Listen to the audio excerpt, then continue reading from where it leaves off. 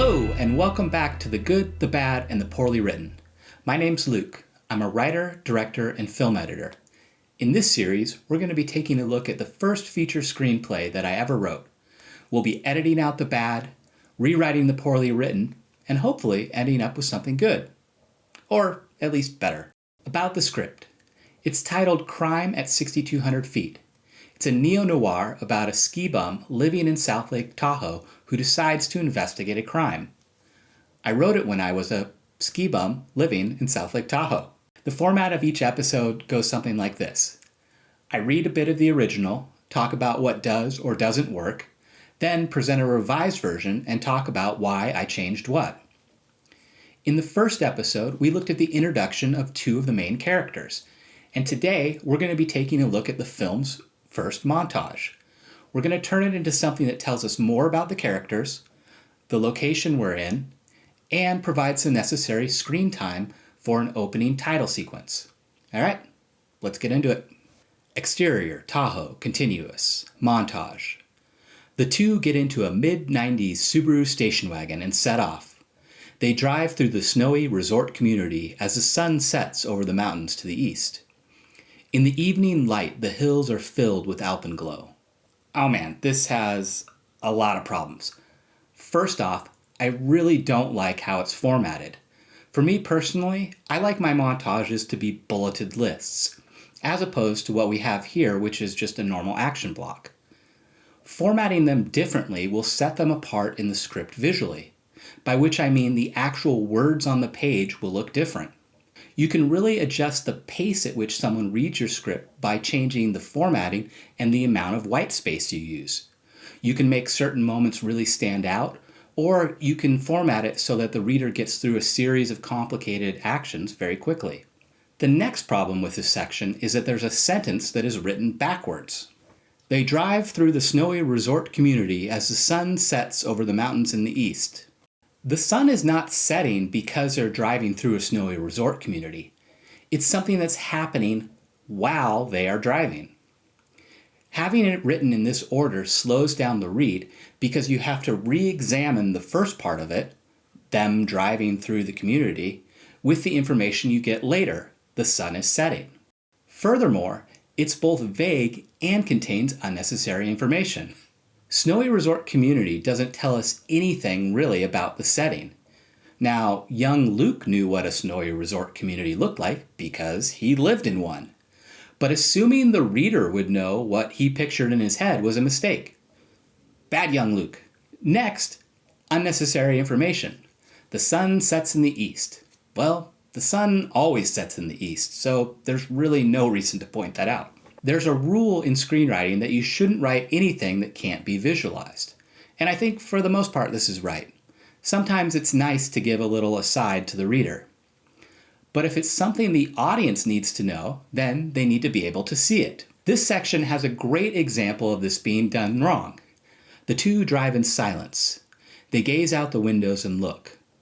On the radio, music plays from a burned CD. They enter a residential community and drive down several streets before reaching their location, a small one-story house. End montage.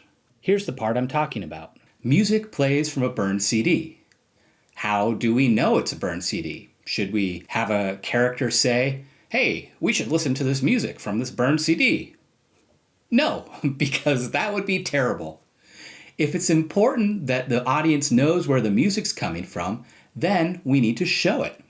And the last thing that bothers me, and I know it's pedantic, but I did promise you more of that, they enter a residential community and drive down several streets before reaching their location. A location is somewhere that you're already at, or the actual physical space that you're going to film in. A destination is a place that you're headed to. And here's the fix. Exterior, South Lake Tahoe, evening. The two get into a mid-90s Subaru station wagon. Sam grabs a CD binder and begins to flip through it. He selects a burned CD from a collection of other burned CDs and places it in the player. Now we know they're listening to a burned CD because we see them put it into the player.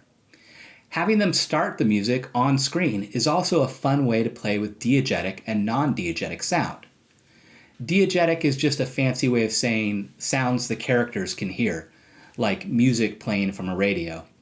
Whereas non-diegetic is sounds only the audience can hear, like the film's score or a narrator's voiceover. You'll also notice that I changed it so it's not one burn CD, but a whole collection of them. Now, in the scope of criminal activity, burning a CD is pretty low on the list.